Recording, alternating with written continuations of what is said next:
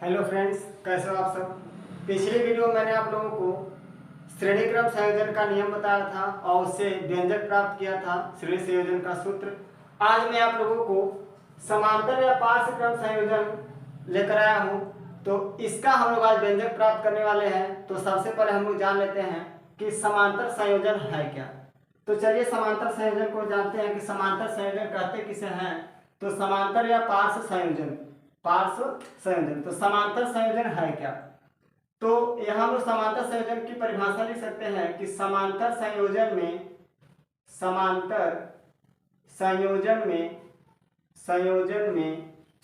प्रतिरोधकों को इस प्रकार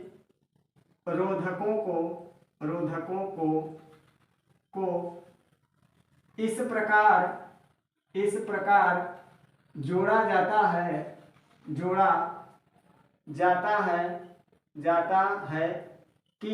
कि सभी प्रतिरोधकों का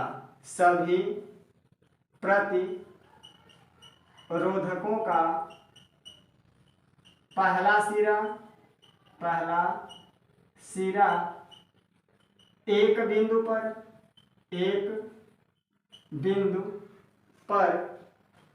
तथा दूसरा सिरा दूसरे बिंदु पर जुड़ा हो तो इस प्रकार के संयोजन को समांतर संयोजन कहते हैं। समांतर संयोजन कहते हैं। क्या हुआ कि समांतर संयोजन में प्रतिरोधकों को इस प्रकार जोड़ा जाता है कि सभी प्रतिरोधकों का पहला सिरा एक बिंदु पर तथा दूसरा सिरा दूसरे बिंदु पर जुड़ा हो। जैसे मान लेते हैं कि एक प्रतिरोध हमारे पास ये है, एक प्रतिरोध और बना देते हैं,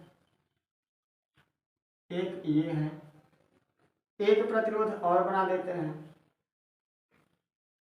एक ये है।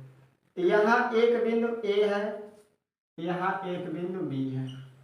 तो देखते हैं एक ये प्रतिरोध बनाया है, इस प्रतिरोध का पहला सिरा देखो यहाँ है, इस प्रतिरोध का भी पहला सिरा यहाँ है, इस प्रतिरोध का भी पहला सिरा यहाँ है और दूसरा सिरा सभी का यहाँ ज्वाइन हुआ है। तो इस प्रकार जो हमारा ये संयोजन हुआ, इस संयोजन को क्या कहेंगे, समांतर संयोजन।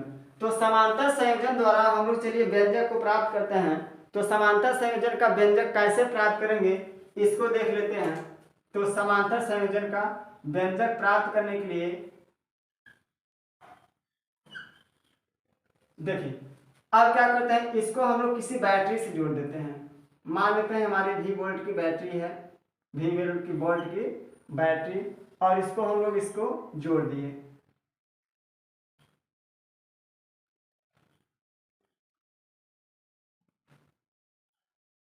ध्यान दीजिएगा अच्छे से, क्लियर। यहाँ कीज वर्क कर देते हैं चाबी। अब यदि हम लोग मानते हैं कि इसका प्रतिरोध, इसमें प्रतिरोध R1, इसमें प्रतिरोध R2, इसमें प्रतिरोध R3।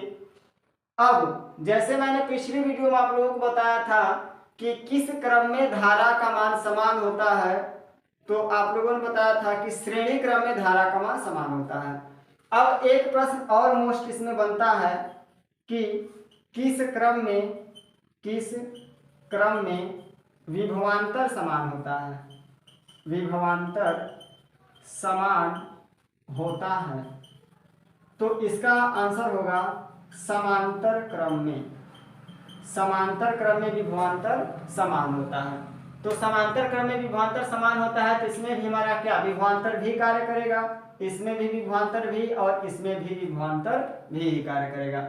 अगर मान लेते हैं कि इसमें I1 धारा प्रवाहित हो रही है और इस वाले व्यंजक में, इस वाले प्रतिरोध में I2 धारा, और इसमें I3 धारा प्रवाहित हो रही है। तो चलिए हम सब व्यंजक प्राप्त करते हैं कि समांतर या पार्श्व संयोजन का व्यंजक क्या प्राप्त होता है, सूत्र क्या होता है। तो इसको चलिए हम सब सीखते हैं। तो जैसे हम लोग पीछे निकाले थे ओम के नियमानुसार, यहां पहले मान लेते हैं कि माना परिपथ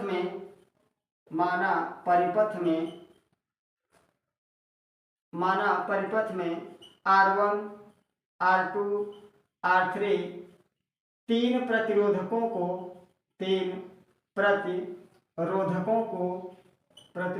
को समांतर क्रम में संयोजित किया गया है।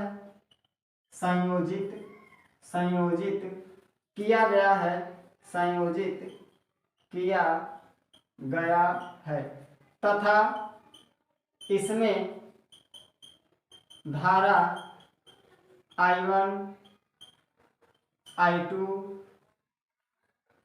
I3 प्रवाहित की गई है।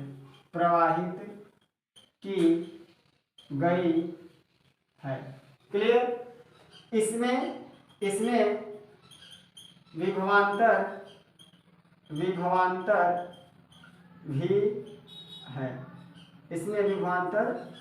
भी है। अब ओम के नियमानुसार, ओम के नियम से क्लियर। अब हम लोग निकालते हैं कि पहले प्रतिरोध में कितनी धारा बह रही है, फिर निकालेंगे दूसरे प्रतिरोध में कितनी धारा बह रही है, फिर निकालेंगे तीसरे प्रतिरोध में कितनी धारा बह रही है। तीनों में अलग अलग हम लोग धारा का मान निकालेंगे। तो यहाँ सबसे पहले लिखेंगे क्या कि पहले प्रतिरोध में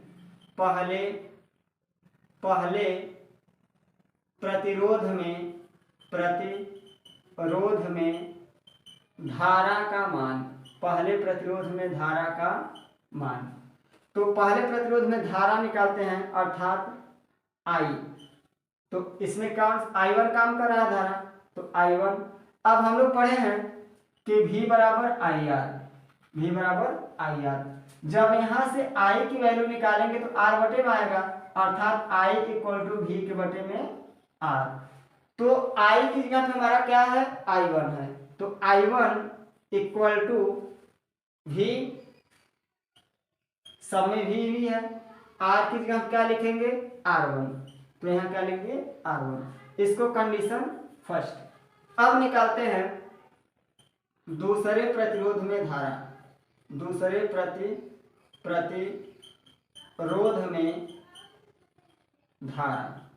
तो I2 बनेगा। दूसरे प्रतिरोध में धारा हमारी I2 काम कर रही है, तो V बटे प्रतिरोध कितना है, R2। समीकरण 2 बना लेते हैं। ऐसे निकालते हैं तीसरे प्रतिरोध में धारा। तो I3 इक्वल टू V बटे R3। इसको कंडीशन 3 बना लेते हैं। अब जैसे पिछली बार हम लोग क्या किए थे कि समीकरण 1 2 3 तीनों को क्या किए थे, ऐड किए थे, जोड़े थे। तो इसमें भी हम लोग तीनों समीकरण को जोड़ देते हैं। अब क्या करेंगे, समीकरण 1 2 3 को जोड़ने पर समीकरण 1 + 2 + 3। तो समीकरण 1 का LHS जोड़ लेते हैं पहले। I1 + I2 + I3 equal to V बटे R1 + V बटे R2 + V बटे R3। क्लियर। अब यदि हम लोग मान लेते कि इसमें तुल्य धारा I हो, माना परिपथ में तुल्य धारा I प्रवाहित हो रही हो, तो क्या होगा, इसकी जगह हम लोग क्या लिख देंगे, I इक्वल टू, अगर यहाँ से ऊपर से भी कॉमन हो जाए तो 1/R1 + 1/R2 + 1/R3।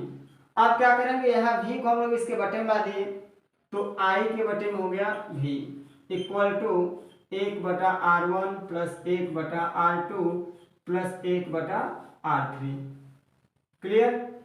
अब ओम का नियम क्या कहता है, v equal to I R. अगर हम लोग r को इसके यहाँ लाए और v को इसके बटे में लेकर जाए, यहाँ मल्टीप्लाई में तो एक होबे करेगा, तो r को लाते हैं इसके बटे में और v को इसके बटे में, तो 1 क्या बनेगा r इक्वल टू आई बटे v।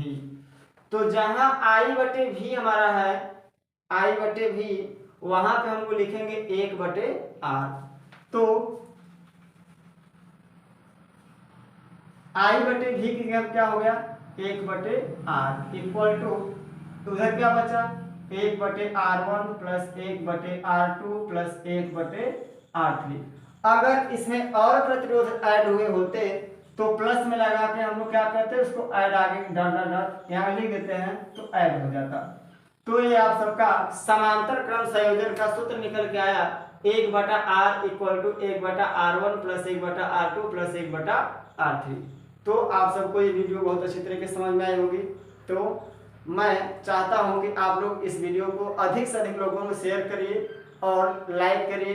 कमेंट बॉक्स में एक क्वेश्चन का जवाब लोग दीजिएगा कि किस क्रम में धारा का मान समान होता है और किस क्रम में विभवांतर का मान समान होता है।